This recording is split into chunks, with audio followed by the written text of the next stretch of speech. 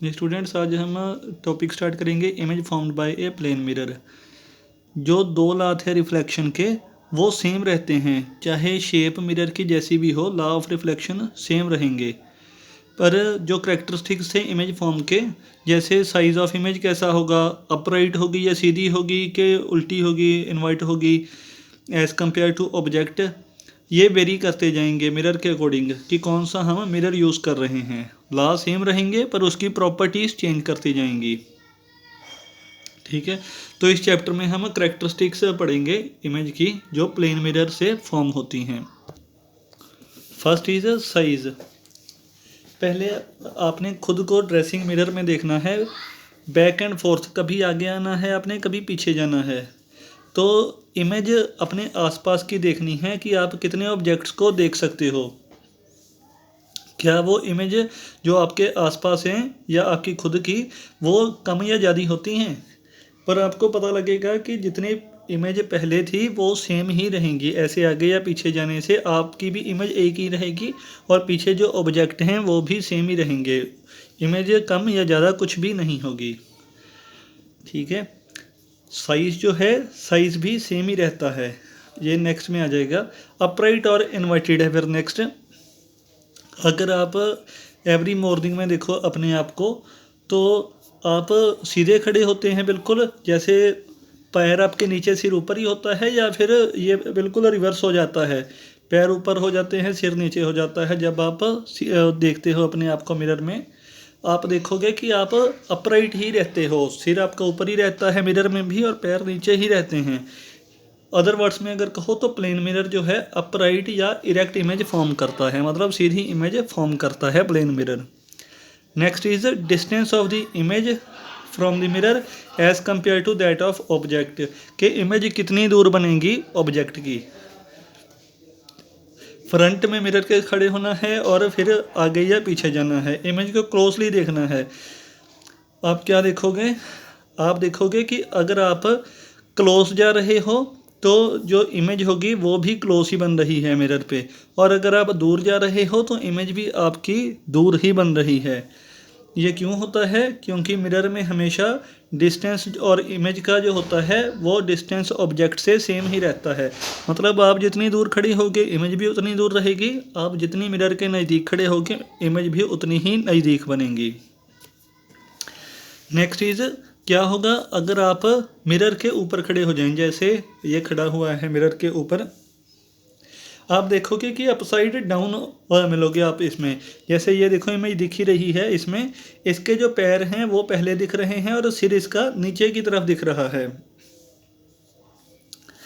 ये होगा क्यों? क्योंकि जो डिस्टेंस इमेज का है वो अभी हमने पढ़ा, डिस्टेंस इमेज का और ऑब्जेक्ट का सेम ही रहता है। यहाँ पे पैर ज़्यादा क्लोज हैं तो इसीलिए पैरों की इमेज पहले बन जाएगी। सिर जो है इससे दूर है काफ़ी शीशे से, तो इसीलिए सिर जो है इसमें भी दूरी बनेगा।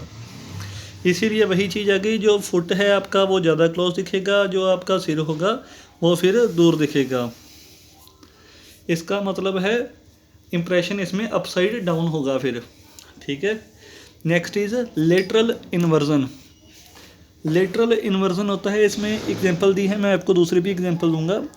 अगर आपने कोई टी शर्ट वगैरह पहनी हुई है और उस पर लिखा हुआ है कुछ भी, कोई आपका नेम लिखा है या कुछ भी लिखा है, पर अगर उसको आप मिरर में देखोगे आप तो उसको पढ़ नहीं पाओगे आप। ऐसा क्यों होता है? लेटरल इन्वर्जन के करके। या फिर आप अगर दूसरे तरीके से देखो तो अगर ये जो आप हो या कोई भी लड़का है, अगर मिरर में अपना राइट हैंड ऊपर करेगा तो जो इमेज होगी वो अपना लेफ़्ट हैंड ऊपर करेगी। मतलब जो आपका लेफ़्ट है इमेज में राइट बनेगा और जो आपका राइट है इमेज में लेफ़्ट बनेगा। इसी को ही लेटरल इन्वर्जन बोलते हैं, या left right reversal. Left right reverse हो जाते हैं पूरे, लेफ़्ट जो होगा वो राइट हो जाएगा, जो राइट होगा वो लेफ़्ट हो जाएगा। Next is regular and diffused reflection. कहते हैं ऐसा क्यों होता है कि जितने भी हमारे आसपास सरफेसेस हैं, जैसे ये बुक है, ये पेन है, ये मिरर की तरह क्यों नहीं एक्ट करते?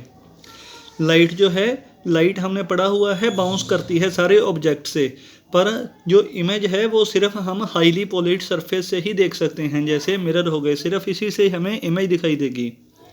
ऐसा क्यों होता है? क्योंकि जो पॉलिश्ड सरफेस होगी उस पर जो बीम पड़ेगी वो उसको सिर्फ एक ही डायरेक्शन में सेंड करेगा, ठीक है, और जो रफ सरफेस होगी वो उसको इधर उधर फैला देगी।